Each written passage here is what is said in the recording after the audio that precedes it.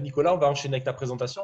Ouais, L'association ouais, Pampli, justement pour qu'on comprenne les différents ouais. modèles agricoles, mais la Oh là là. difficulté de trouver du Ouais. foncier. Donc, je crois que c'est surtout Bon. ça que tu vas appeler à l'aide, un cri du cœur. Disons que les 3 minutes qui m'ont été imparties sont un peu légères pour aborder ces questions-là qui sont complexes. Je vais déjà me présenter et puis présenter un petit peu l'association et ce qu'est la permaculture.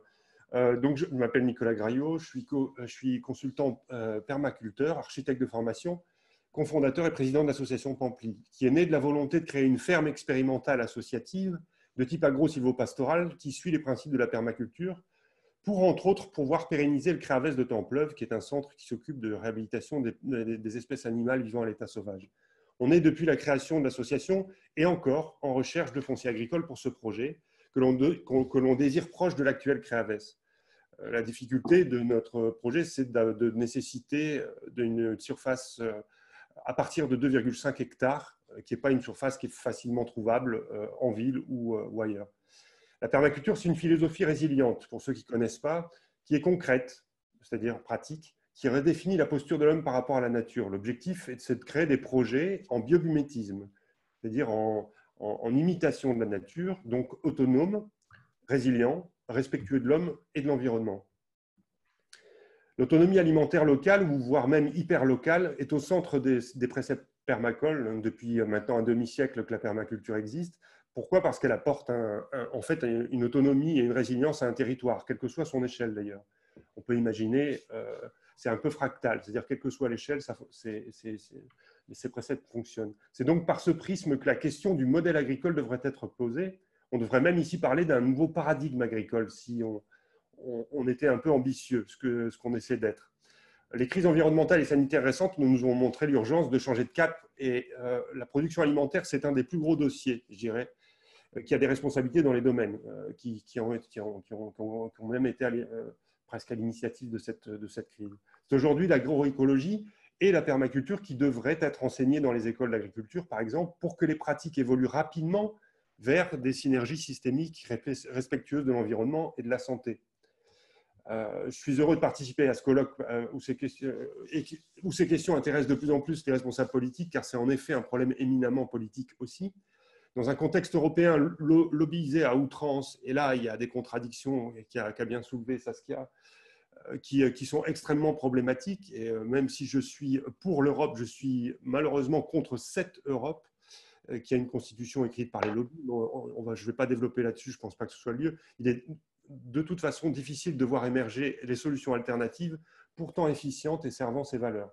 Là, je parle en fait de projets professionnels qui portent la complexité de l'agro-silvopastoralisme comme l'agroécologie. C'est-à-dire l'agroécologie, c'est une approche d'un nouveau paradigme agricole qui en fait englobe le côté social, la façon dont on produit, les liaisons, les synergies qui existent entre la production du verger, du potager, l'élevage et du coup l'échelle aussi en fait, de ce qu'on appelle aujourd'hui des exploitations. J'aime pas du tout ça, je dis l'échelle des fermes, c'est-à-dire la grosseur des fermes. Ça, ce sont des questions qui, par rapport à l'environnement et la santé, ont du sens. Et c'est des questions qui sont intéressantes parce que, en fait, elles sont liées au réel, à la façon dont on peut porter un projet, aux porteurs de projet, au potentiel qu'il y a par rapport à ça, et de comment, justement, on a accès au foncier. Donc, c'est des choses vraiment un peu complexes à mettre en place par rapport au système actuel et justement à ces baux dont M. Delannoy parlait, au système des baux à ferme aujourd'hui, qui sont vraiment complètement inadaptés pour que les porteurs de projets néo-ruraux, c'est-à-dire souvent des gens de la ville, qui ont envie de faire des projets plus complexes que simplement être maraîcher, parce que mélanger le maraîchage avec l'élevage, ben, quand il y a une mauvaise année et qu'il fait vraiment un temps dégueulasse, eh ben, on a beaucoup moins de production. Et si on a des poules, eh ben, on peut quand même survivre. C'est-à-dire que le problème aujourd'hui, c'est que le système actuel ne prend pas en compte, en fait, n'est pas résilient. Et les monopratiques ne sont pas résilientes. Et donc, amener la question du paradigme, enfin d'un changement de paradigme agricole par le modèle agricole qu'on choisit, c'est une question qui me semble essentielle et qui a pour l'instant pas trop été développée en fait dans le coin. Et il me semble que c'est vraiment une question qui a du sens. Et oui, je parlais de l'accès au foncier pour les porteurs de projets. qui est une mission c'est quasiment impossible hein, aujourd'hui pour des néo-ruraux qui n'ont pas de famille dans le monde agricole d'accéder à du foncier. On en fait l'expérience, nous, depuis maintenant 8 ans. Hein. Et donc, il sera intéressant de mettre en place des outils pour faciliter les projets à haute valeur sanitaire et environnementale.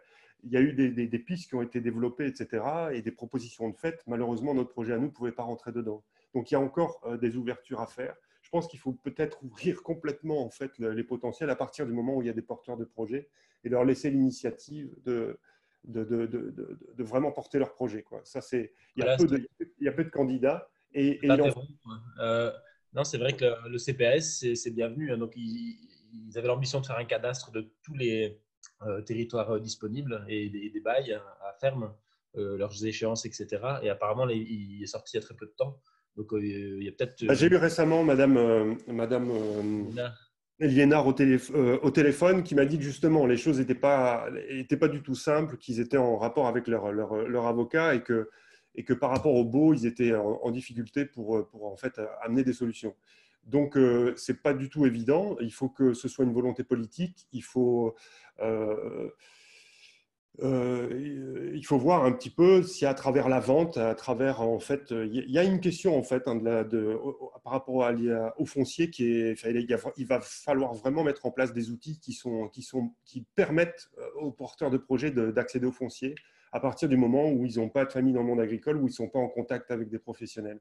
Ça, il y a des choses à faire et à créer d'urgence, je dirais, parce que les porteurs de projets, il en faut beaucoup plus que que le nombre qu'il y a aujourd'hui. Et puis, il faut aussi correctement les former. Donc, là, il y a vraiment un gros dossier, je dirais.